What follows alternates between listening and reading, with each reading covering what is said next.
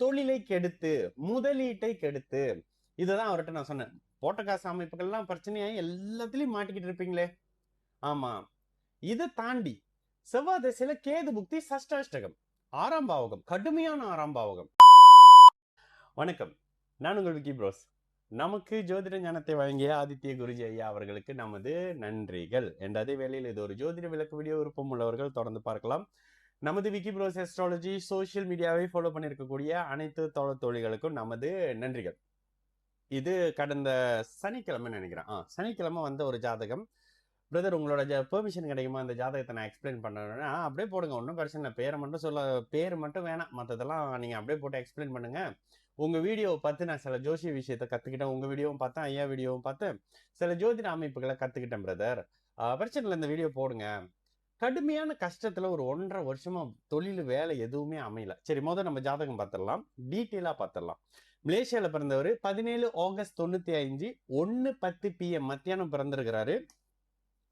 பிறந்த இடம்னு பார்த்தீங்கன்னா மலேசியா, கேல் தான். ஓகேங்களா, கேரள பிறந்திருக்கிறாரு. இதுதான் ஜாதகம். ஜாதகத்தை பாருங்க. விருச்சிக லக்னமாகி லக்னம் 1 டிகிரி, லக்ன சந்தியை செக் பண்ணியாச்சு. லக்னம் 1 டிகிரி, லக்னத்துல 12 டிகிரி குரு இருக்கிறாரு, திக்பலம். சனி 29 டிகிரி 4ஆம் இடத்துல, 6ஆம் இடத்துல சந்திரனும் கேதுவும், 9ஆம் இடத்தில் சுக்கிரன், 10ஆம் இடத்தில் சூரியன் திக்பலம், புதன், 11ஆம் இடத்தில் செவ்வாய், 12ஆம் இடத்துல ராகு. ஓகேங்களா, இதுதான் ஜாதகத்தினுடைய நிலைமை. இதுக்கு அடுத்த நிலையா இப்ப அவருக்கு நடந்துகிட்டு இருக்கக்கூடிய தசா புக்தி அமைப்புகள், இதுதான் ரொம்ப முக்கியம். எடுத்த உடனே கேட்ட கேள்வி, ஒரு 1.5-2 வருஷமா தொழில், 2025 பிறந்ததுல இருந்து தொழில் அமைப்புகள்ல கடுமையா அடி வாங்குறீங்களா அப்படின்னு கேட்டேன். கேள்வியே இதுதான். எப்படிங்க லாபஸ்தானத்துல இருக்கக்கூடிய செவ்வாய் தசையில இது நடக்குமா? செவ்வாய் தசையில வரக்கூடிய புதன் புக்தியிலிருந்து, ஆக்சுவலி சனி புக்தியே டல்லு தான். செவ்வாய் தசையில வரக்கூடிய சனி புக்தியிலிருந்து டல் ஸ்டார்ட் பண்ணி நல்லா கெடுதல் நடக்குதுன்றத செவ்வாய் தசை புதன் புக்தியில பார்த்து. ஏன்னா செவ்வாய்க்கும் புதனுக்கும் ஆகாது. புதன் 10ஆம் இடத்துல 11க்கு 12 மறைந்து 10ஆம் பாவகத்துல இருக்கிறாரு, 8க்கு 3ல. 10ஆம் பாவகத்தை கெடுத்து, கூடுதலா அவருக்கு சனியினுடைய பார்வை அமைப்பு இந்த இடத்துல இருக்குன்னு தான் நீங்க எடுக்கணும். அதிநட்பு வீடு தானங்க. அதிநட்பு வீடாக இருந்தாலும் கூட 11 டிகிரியில சனியின் பார்வை பாபத்துவம். தொழிலை கெடுத்து, முதலீட்டை கெடுத்து. இதுதான் அவர்கிட்ட நான் சொன்னேன். போட்ட காசு அமைப்புகள்லாம் பிரச்சனையாயி எல்லாத்துலயும் மாட்டிக்கிட்டு இருப்பீங்களே. ஆமா. இதை தாண்டி செவ்வாய் திசையில கேது புக்தி சஷ்டாஷ்டகம், 6ஆம் பாவகம், கடுமையான 6ஆம் பாவகம். அப்படியே மனுஷனை போட்டு நொந்து புழிஞ்சு பிதுக்கி எடுத்துருச்சு. உண்மையிலே சொல்ல போனா, அண்ணே, ஒரு 1.5 வருஷமா நான் ரூம்ல இருந்து வெளியில வரவே இல்லை. 1.5 வருஷமா நான் ரூம்ல இருந்து வெளியில வரவே இல்லை.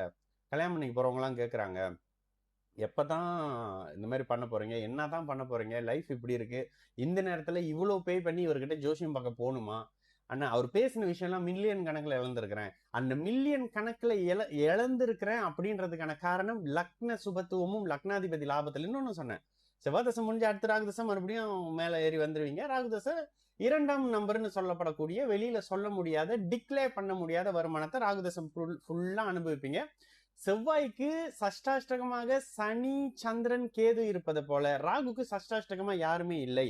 உங்களுடைய பாக்கியாதிபதி 6ஆம் இடத்துல மறைந்து 12ஆம் இடத்தோட தொடர்புல இருக்கக்கூடிய காரணத்தினால, லக்னத்தை சனி பார்க்கக்கூடிய காரணத்தினால, லக்னமே காலபுருஷ தத்துவத்துக்கு 8ஆம் இடத்தில் இருக்கக்கூடிய காரணத்தினால எல்லாருக்கிட்டையும் நல்ல பேர் வாங்கிட்டு வெளியே திருட்டுத்தனமா சம்பாதிப்பீங்க. இதுதான் இந்த ஜாதகத்தோட பலன். எப்படி? ராகுதசையில, ராகுதசை கடல் தாண்டி வெளிநாடு, வெளி மாநிலம், அரபு மொழி சார்ந்தவர்களோடு இணைந்து சில தொழில் அமைப்புகளை செய்து அந்த தொழிலை வெளியில சொல்ல முடியாத மாதிரியான அமைப்புகள்ல லாபம் ஈட்டக்கூடிய அமைப்புகள் ராகு தசையில இருந்து தான் வரும்.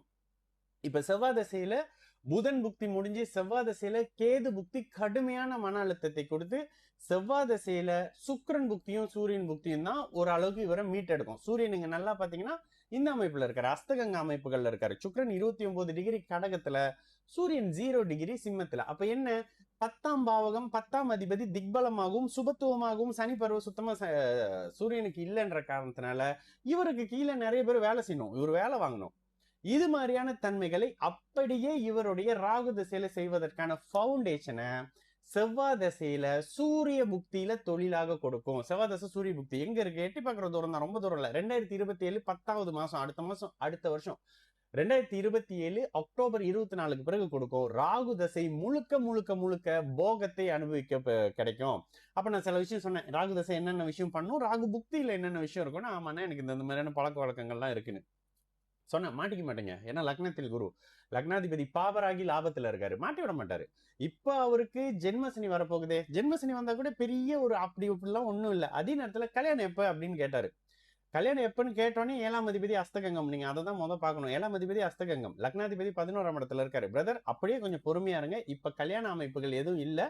உங்களுக்கு செவ்வாய் தசையில சூரிய புக்திக்கு பிறகுதான் 2027 அக்டோபருக்கு பிறகு சுக்கிரனை அஸ்தகங்கப்படுத்தின சூரியன் தொழில், வீடு, திருமணம் அத்தனையும் கொடுப்பாரு. ராகு தசையில அப்படியே உலகத்தையும் ஜாலியா சுத்திக்கிட்டு இருப்பீங்க அப்படின்னு சொன்னேன். வீடியோ கண்டிப்பா போடுங்கன்னா இந்த வீடியோ நான் பார்ப்பேன் அப்படின்னு சொன்னாரு. அப்போ இது தாங்க ஜாதகத்தினுடைய தன்மை. இந்த ஜாதகத்தை, இந்த நிலைமையை நீங்க எந்த பரிகாரம் பண்ணியும் மாத்திக்கவே முடியாது. அதுதான் ஜோசியத்தோடைய ஒரு பியூட்டியே. இல்லைங்க சஷ்டாஷ்டகமா வந்துருது, ஏதாவது பரிகாரம் பண்ணி சஷ்டாஷ்டகத்தை நகர்த்திட முடியுமா? முடியாதுங்க. அவன் கடுமையான மன அழுத்தத்துல இருக்காரு மனுஷன் 1 வருஷமா. அண்ணன் நல்லதே நடக்கல, ஆனா உங்ககிட்ட பேசும்போது ஒரு ஹோப் கிடைச்சிச்சு, ஆனா உங்க வீடியோ பாக்குறப்பெல்லாம் ஒண்ணு தோணும்னு சொன்னாரு. போய் இவர்கிட்ட எப்படியாவது பாத்திரணும், இவர்கிட்ட எப்படியாவது பாத்திரணும் அப்படின்னு. அந்த அமைப்புல இவருடைய இந்த ஜாதகம் மிகப்பெரிய சக்சஸ்ஃபுல்லா ஆகக்கூடிய ஜாதகம். முழுக்க முழுக்க சுக்கிரனின் வீட்டுல இருக்கக்கூடிய ராகுவும் சரி, அதுக்கு பிறகு வரக்கூடிய குருவும் சரி, கிட்டத்தட்ட அடுத்தடுத்து மனுஷன் ஒரு 40 வருஷத்துக்கு ஜாம்னு வாழக்கூடிய அருமையான ஃபர்ஸ்ட் கிளாஸ் யோக ஜாதகம். ஆனாலும் எவ்வளவு பெரிய யோக ஜாதகமா இருந்தாலும் சஷ்டாஷ்டகம் வச்சு செய்யும் அப்படின்றத நீங்க இந்த இடத்துல பாத்துக்கலாம். செவ்வாதச சனி புக்தி சஷ்டாஷ்டகம், செவ்வாதச புதன் புக்தி சஷ்டாஷ்டகம், செவ்வாதச கேது புக்தி சஷ்டாஷ்டகம். அந்த இந்த மொத்த சஷ்டாஷ்டக அமைப்புகளே அடுத்து 3 புக்திகள் வருது. செவ்வாதசை வரலன்னா இது நடந்திருக்காது. சஷ்டாஷ்டகமே இல்ல. ராகு தசையில சஷ்டாஷ்டகமே இல்ல. ராகுக்கு 6, 8ல யாருமே இல்ல. ராகு தசை புதன் புக்தி, ராகுவுக்கு 11ல இருக்காருன்றதுனால அப்படிப்பட்ட பிரச்சனைகளை செய்ய மாட்டார் பாவத் பாவக விதிப்படி. சரிங்களா? அப்ப எந்த அளவுக்கு நுணுக்கமான சில தன்மைகள் ஜோதிடத்துல அப்படியே கடவுள் அப்படியே உதிர்த்து போட்டிருக்காரு பாருங்க. சில நேரத்துல நண்பர்களோட டிராவல் பண்ண, நேற்று ஒரு ஃப்ரெண்டோட போயிட்டு இருந்தேன். அப்ப சில விஷயம் சொன்னேன். இப்படியா, இதுக்கு முன்னுக்கெல்லாம் ஏன் அப்படி சொல்லல, அவங்களுக்கு தெரிஞ்சா சொல்லியிருப்பாங்க, அவங்களுக்கே தெரியாது ஜோசியனா என்னன்னு அப்படின்னு சொன்னேன். இதுதான் விஷயம். சரிங்களா? இதுதான் ஜோதிடம். இப்ப நான் சொன்னதுல இல்லைங்க, நீங்க சொன்னதுல இது தப்பு அது தப்பு, ஏதோ ஒண்ணு நீங்க ராங்கா சொல்லிட்டீங்கன்னா தாராளமா கமெண்ட் போடுங்க. நம்ம டீம் யாருமே கமெண்ட்ஸை டிலீட் பண்ண மாட்டாங்க. சரிங்களா? நான் உங்க விக்கி ப்ரோஸ். நல்லது நடக்கும், எல்லோரும் நல்லா இருப்போம். வணக்கம்.